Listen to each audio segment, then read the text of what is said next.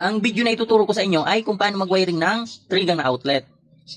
Ang supply natin ay line to neutral connection. Ang ibig sabihin ng line to neutral connection, ang isang linya ay 0 volts at ang isa naman na linya ay 220 volts. Sa pag-connect ng outlet ay itong live wire ay kahit saan mo dyan may kabit ay okay lang. At saka itong neutral ay kahit saan din dito ay okay lang. Ngayon, supplyan na natin itong unang outlet.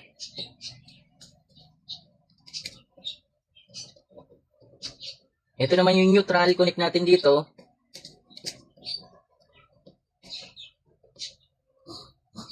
Ngayon, nasupplyan na natin yung unang outlet. Para masupplyan natin itong pangalawang outlet, ay mag-jumper tayo. Galing dito sa unang outlet, pupunta dito sa pangalawang outlet.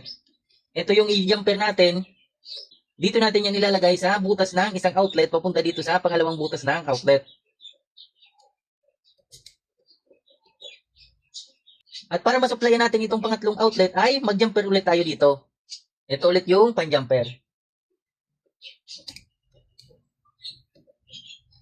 Ngayon, dito naman tayo sa neutral. Ito naman yung supplyan natin. Ito na yung ginawa nating pan-jumper. Supplyan ulit natin itong pangatlong outlet. Ganyan lang ang wiring connection kung paano mag-install ng 3-gang outlet. Ngayon, ipasok na natin to dito.